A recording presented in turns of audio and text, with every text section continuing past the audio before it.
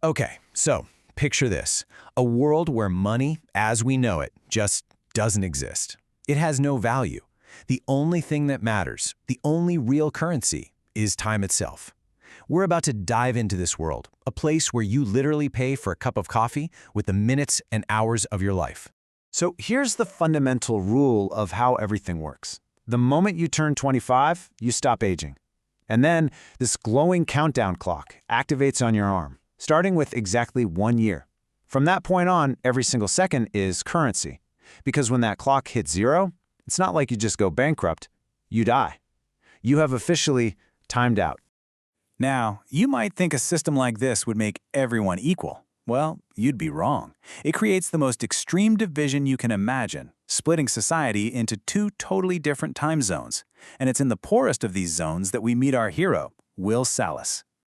On one side, you've got the ghetto. This is where people live minute to minute, always running, always working, just fighting to scrape together enough time to see the next day. And then there's Greenwich.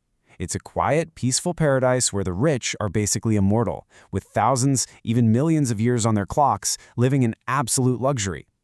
Will is a 28-year-old factory worker. He lives with his mom, who's 50, but because aging stops at 25, she looks just as young as he does. Their whole life is lived right on the edge, where a sudden price hike, say a cup of coffee that cost 2 minutes yesterday, suddenly costing 4 today, can literally be a life-or-death situation. And the true cruelty of this system hits Will in the most brutal way imaginable. On her 50th birthday, his mother is trying to get home. But overnight the bus fare has doubled. She doesn't have enough time to pay. Her only choice is to run for her life. Will sees her from a distance and runs towards her, desperate to give her some of his time. But he's just too late. She times out and dies right there in his arms, literally seconds away from safety.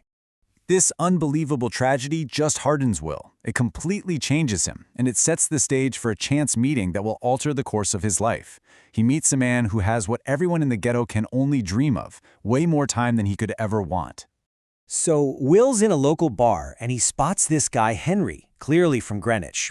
He has over 100 years on his clock, and he's just flashing it around for everyone to see, which is incredibly dangerous. Sure enough, a gang of time thieves, led by a gangster named Fortis, moves in. Will steps in and saves Henry, getting him away before they can literally drain him of his life. Later, once they're safe, Henry drops an absolute bombshell. He reveals the dark secret of their world. The entire system is rigged. It's a setup.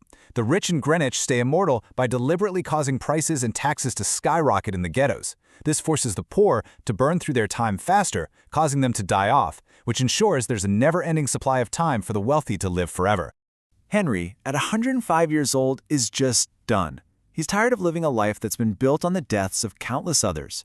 So while Will is sleeping, he transfers all 116 of his years to him, keeping only 5 minutes for himself. He leaves a simple message on a window, "Don't waste my time," and then calmly walks to a nearby bridge to let his own clock run out. Will wakes up with more than a century on his arm, but he has no plans for a life of luxury. No. Fueled by the memory of his mother and the truth from Henry, he has a brand new mission: take from the rich and burn their entire system to the ground. He gives his best friend 10 years of his newfound time and crosses the border into Greenwich. Once he's in Greenwich, Will's plan for revenge quickly spins into something much, much bigger. It becomes an all-out rebellion, and believe it or not, he finds the most unlikely partner you could ever imagine. Will strolls into a high-stakes casino, sits down at a poker table with a super-powerful time banker named Philippe Weiss, and in one single, nerve-wracking hand, he wins over 1,000 years. This bold move definitely gets the attention of Philippe's daughter, Sylvia, but it also puts him on the radar of the timekeepers, the cops of this world. Their leader, Raymond Leon, arrests Will, suspecting him of murdering Henry for his time. Will knows he's being framed, so he has to think fast. He grabs Sylvia, taking her hostage to make his escape, but the getaway goes completely sideways. After they crash their car, they're ambushed by Fortis and his gang. They steal almost all of Will and Sylvia's time, leaving them with just a few minutes each to live. And this, right here, this is Sylvia's wake-up call. When Will demands a ransom from her father, not for himself, but to give to the poor, her dad refuses. Flat out. For the first time in her life, Sylvia sees just how cruel and calculated the system is. She makes a choice. She's going to fight alongside Will. And just like that, they become a modern-day Bonnie and Clyde, robbing her father's own time banks to give years back to the people in the ghetto. Yeah, their actions definitely do not go unnoticed. They become the most wanted fugitives on the planet, and the government puts a massive 10-year bounty on both of their heads. But as they keep pulling off these heists, Will and Sylvia start to notice a really frustrating pattern. What they're doing is heroic, for sure, but it's not actually changing anything. To really break the system, they realize they have to think bigger. A lot bigger. They finally see the flaw in their plan. Every time they give a bunch of time to the ghetto, the rich just jack up the cost of living. They absorb all the extra time and keep the poor right where they started. Giving away a few thousand years here and there is like putting a tiny bandage on a giant wound. They don't need to give away thousands, they need to give away millions. So they come up with the ultimate heist. They're going to steal a special time capsule from Sylvia's father's personal vault. It's a single device that holds a staggering 1 million years. That's enough time to completely crash the entire predatory economy. And they actually pull it off. They grab the capsule and start handing out time to everyone. The result is just beautiful, magnificent chaos.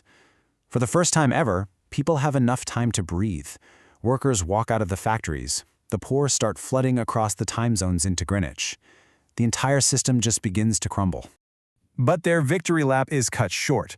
Timekeeper Raymond finally corners them, and it all leads to one final, desperate chase where every single second is on the line, not just for them, but for him too.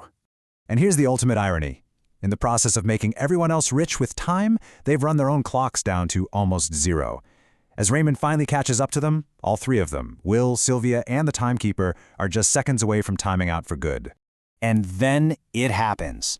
Raymond, the man who so rigidly enforced the system's brutal rules, becomes its final victim. In his relentless chase, he made one simple, fatal mistake. He forgot to collect his own daily time salary. His clock hit zero, he dies, and this allows Will and Sylvia to take his time and survive with less than a second to spare. Their actions have thrown the world into complete and total wonderful chaos. The artificial walls between the rich and poor have come crashing down. For the very first time, people have enough time to stop just surviving, and they can finally start living. You know, a story like this really makes you stop and think about our own lives and how we value our own time, which is our most limited resource. So I'll just leave you with this question. If every single minute was literal currency, how would you be spending your life?